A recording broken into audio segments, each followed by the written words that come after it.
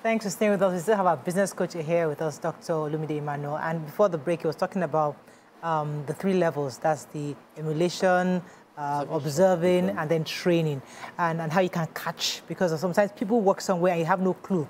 You're just there, and you just go and you start thinking, and your mentality is the same mentality, like, things are hard. When people are going in the same industry, and they're seeing things and they're able to improve themselves. So I was going to add to that. Yeah, so when Nima asked the question, what came into my head was what I did. Because when you want to achieve what people that have gone ahead have achieved, and you feel like they are not giving you the reply you want, it is by observing what they are doing. So I checked what trainings did they do, what programs do they attend, what communities are they members of. So when I started following Dr. Olumide, it was based on, okay, there's somebody I've seen who follows him and has results. So I said, I must follow the same person.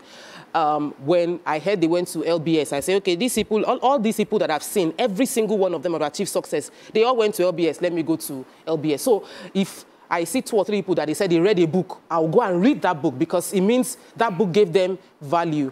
And I asked not what they did today. I went on Instagram page, Facebook page, and scroll down 3, 4, 5 years ago to see what they were doing. And by seeing what they did then, it helped me to understand what I needed to do now. Because you can be looking at them now and thinking it is what they did now that gave them the result. It's what they did 5 years ago, 8 years ago, 10 years ago. So I believe that it's extremely powerful that what she asked as the question is something that everybody in your office, if the person, even if it's a corporate world, not entrepreneurship like my own, in the corporate world, they say, mind the gap. Where I am, I'm a junior executive. I want to become senior executive. How many? Go to the LinkedIn of the senior executive. Check down how many courses he did IMC, he did CMC, he did PMP. All those things that he has written there, you go and do it. If you do it in 5 years, you would be even ahead of that person's position to achieve growth. But let me bring you back to business sustainability because it is a lot of work. This year, I've spent more on consultancy and I've earned less money as a company. And it did not make sense to even people within my office. Why are we spending more money paying consultants, paying for training when our account balance is not balancing? Can you help break down the importance of training and capacity building and consulting even when it looks like the money is not working? One of the major mistakes that a lot of people do is that when they want to cut costs, they cut training budgets. And that's a major mistake because, you see, if your people don't know better, they cannot do better. I'll give you a true life story. Many years ago, if you know the story of the banking sector, when the banks, the new generation banks started, they started setting up these schools where when people are employed in the bank, they now send them for like 1 month, 2 months, 3 months. They camp them, feed them, do everything, train them to understand the banking culture and also continue to pay them salary. Then came this new MD of one of the banks and said, we cannot be training them and paying them at the same time. So let them do training under the senior people that are there. So they scrapped that, thinking they were cutting costs. And then they brought one guy, put him under another guy. The guy comes into the banking sector, not understanding policies and all those stuff. He just listened to the man like, yes, sir, yes, sir. Because you're in a culture of yes, sir, yes, sir, yes, sir. And the person who was saying yes, sir to that was like his hero was a fraud. And the guy was using him to commit all kind of, sign this one. Yes, sir. But if you have gone to training, even if they say sign, you will read before you sign. You will not just sign because your guys. So he went through that. By the time they will discover the fraud, they now call the guy and say, your guy said I should sign. Hey, it's me that signed. It's your guy that said I should sign. He said, this, I didn't read those.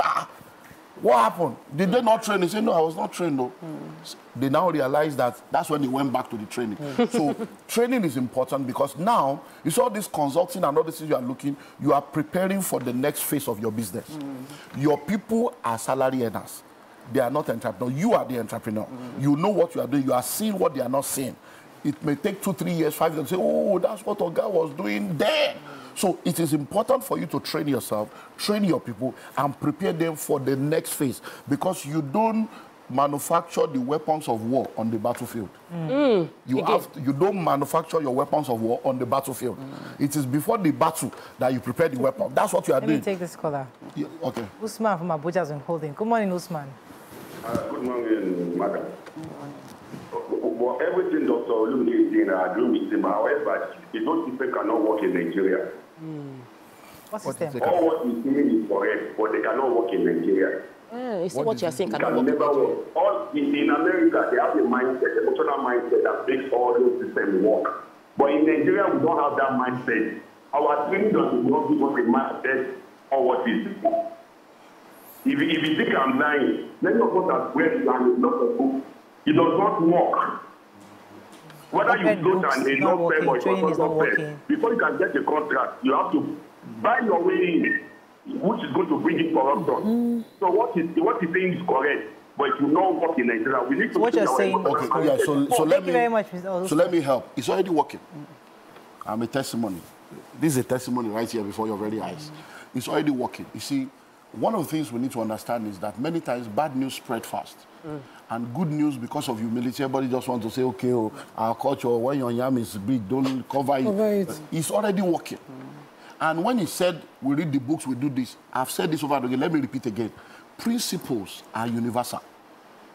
But you see, when you want to now apply those principles, it is personal, contextual, and geographical. So I can come here now and tell you real estate is very powerful, but not in Ukraine, because they are in war.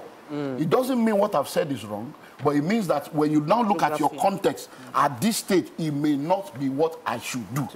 So any principle, everything I've said that you say is right, is already working. There are people in Nigeria doing businesses, making money, and it is working for them because they know how to contextualize what they are going through. So he says something like, before you can get business, you have to bribe somebody. Even if you're a lawyer, you may not be able to get business. Now, you see, what you are calling bribery is because when you needed the relationship, you did not have the relationship. But if you understand relationship, you are supposed to have a relationship before you need the relationship. So you start being a relational person. There are people that you know that don't know you. There are people that you know, they know you, but they are not powerful enough to help you. There are people that are powerful enough to help you, they don't know you. So when you understand it, before you get to a point where you need people, start making friends. Start making friends, start connecting with people, start being good to people. Hey, hello, how are you? You get their complimentary card, and then once in a month, just to check on you. Not because you are looking for anything. You are investing, you are sowing. The day you now want to withdraw from that relationship, and you now say, I'm sorry, oh, that man is always staying in touch. That person is always staying in touch. That's how relationships are built. It's not when you now need somebody, you now go there. How will you come to me to say you are a powerful lawyer? And I've been in business for 15 years. You mean I don't know any lawyer before you? I will now give you business. It's the people I've known that I've tested that but if I don't know you, but when you were in secondary school, you came for a seminar where I was there, you started following me, and you always, by the time you go, oh, that girl has graduated, how are you? There will be something that says, okay, let's encourage this one too to start. Okay, you know you're just starting, this is 200 million, just start with this 2 million one first. Let's start with, that's the way it works. So these things work. Let me talk about leadership, because I know that at the summit you're going to have, talking about leadership focus. A lot of leaders are frustrated because there are two parts of leadership. There's a leader and there's the followers. And I think that's what the last caller was trying to allude to. The mindset of the followers are just not right. In a company, you invest, you do all the works, you do the textbook things, you train them, and many of them are just not bought into the vision. So as a leader, you feel like your hands are tied. You're doing everything Dr. Olumide asked you to do, but yet the people I have hired, they are just not aligned. Yeah, I agree with you. See, that's why I said earlier on, you see, perception, perspective. We're all sitting on this table. Because of where you are sitting, it affects your perspective. Because of the lenses you have on, it affects your perspective. I used to be there. The way when I speak with authority and with confidence is because I don't talk theory. I have suffered. I have made mistakes. So I speak from the point of I know what I'm talking about. I have trained. You will train them, they will leave you. They will be using your office to apply for another job. You will do until I gain perspective. That look, it will continue like that. You can't change that one. Don't worry about what you cannot change. Change your perspective and see that anyone that comes here, this is a training school to prepare them for the next place they are going to. Once I did that, and even now, as they say, well, so whenever you are leaving, let us know. I don't have that connection of, oh, this one will soon leave me. I pour. Where next they go? But guess what? Most of the people I trained that I let go of, they are coming back today. In the real estate, pertinence. All these along, they are my realtor. People that were collecting commission that I was giving 5,000, giving 10,000. Do you understand? Our life page, all these people, look at Tokwe, how many years? 3 years. Look at the realm she has gone to. But today now, I can sit down. If I tie all of them down, they will still be my company now. Maybe we'll be talking minimum wages now, this, you have to pay us this. But they are doing amazingly well. Yeah. Let us change our perspective. So as a leader, you cannot control what you cannot control. Let me take control the one you can control. From Abuja, and I come to you, Amaka. Good morning, Woke. Hello, good morning, you're live. Yeah. Your name is Woke from Abuja. Okay, go ahead. Yeah. Yeah. I think one thing I want to say about the perspective of it's a bit muffled. I can't hear you. Can you hear me now? It's very muffled, but go ahead. How about now? Can you hear me? Yes, better. All right. Thank you. So, as I was saying, from the perspective of your guest earlier, he made mention of something regarding our leaders. That is the first mistake I feel like we all make. These people don't possess any, trait of a leadership. We should be calling them rulers in the first place.